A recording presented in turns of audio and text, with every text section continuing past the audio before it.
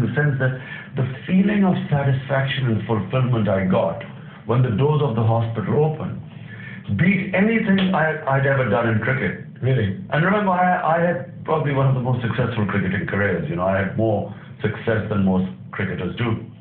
But opening the hospital was just, you know, it was just the most fulfilling thing I'd ever done. And it was during that I decided that, you know, I should, you know, now I've opened the hospital, but how do I make a difference in the country? And I discovered that the one thing we needed in this country for people to achieve their potential was justice. In the court of law, justice, judicial justice, and economic, socio-economic justice. Because the rich are rich there and the poor are very poor.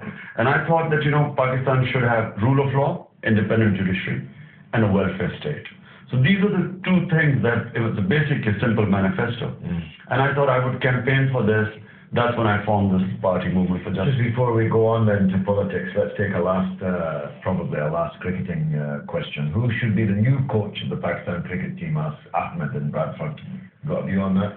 Well, you know, people who don't understand cricket somehow believe that, like in other sports, like soccer, the coach plays a very big, important part in cricket.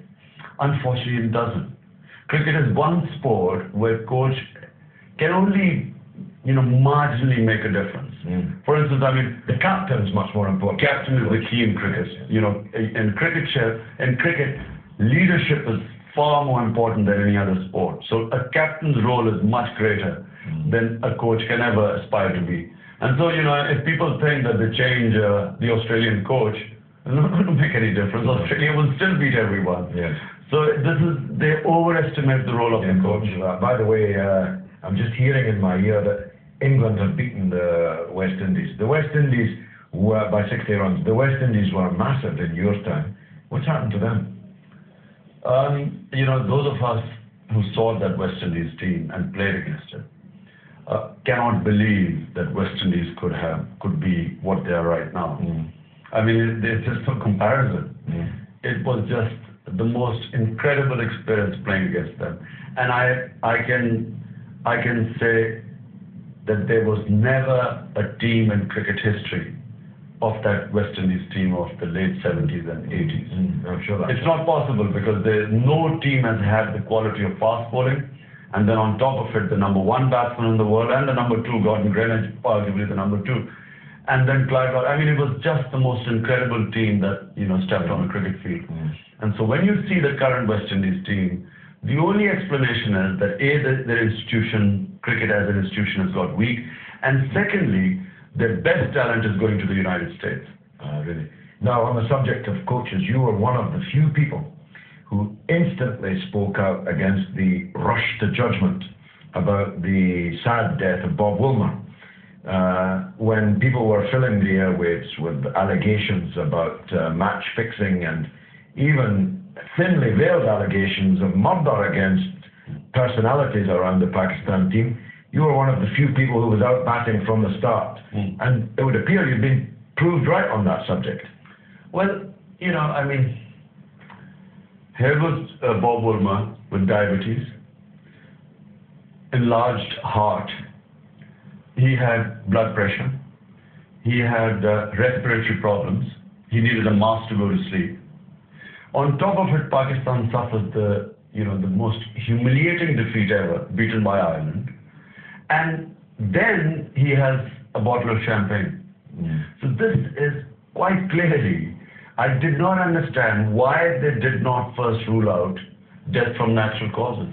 Why did they so quickly jump on this thing about murder and then followed this, the absolute slander against Pakistanis? It was really quite serious. Yeah. I mean, to call them, implicating players in the killing of the coach. It was just, I mean, if I was there, God knows how I would have reacted. Players being fingerprinted, DNA tested, all on the wrong premise. And then the match-fixing allegations, one of our moronic cricketers was the first one to jump into it, saying that, this idiot always talks about match-fixing, and so everyone jumped on it. Match-fixing means Woolmer was going to blow the whistle, he's been murdered. So, I mean, what Pakistan cricket went through, I would really want the Pakistan Cricket Board to sue whoever is responsible for this.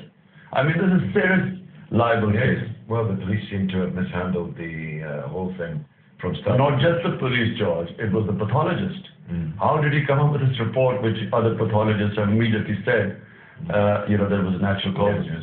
And of course the media, which we'll come to later in the discussion. So, you saw the political scene, because you mentioned that one of the things you admired about us here in the West was that we had democracy. We didn't have spirituality, but we had at least democracy and the welfare state. Pakistan had spirituality, but no democracy and welfare state. Of course, India has had democracy throughout its existence, more or less. And there are few sites more impressive in the world, actually, than an Indian election where hundreds of millions of people vote, the votes are fairly counted, and the Prime Minister packs his things and leaves Government House almost within hours of the election result becoming known. Why has Indian democracy flourished, with all its imperfections, but on a gigantic canvas, whilst Pakistan has had so few years of democracy?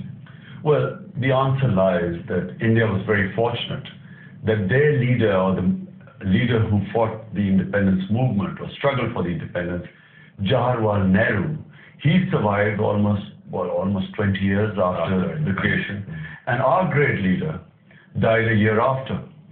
And unfortunately, because of the peculiar circumstances surrounding Pakistan's early existence, security became a big issue. And so Pakistan, rather than moving towards democracy, its sort of security being paramount, leaderless country, the army moved in. And once the army moved in, and once our democracy, early infant democracy, once that tottered and then was scuttled, army took over. Unfortunately, that was the beginning where we never had, our democracy couldn't take roots. So whenever the democratic process came back, the Democrats were just struggling along, and to be fair, we really haven't been very lucky with our democracy. The army would intervene again.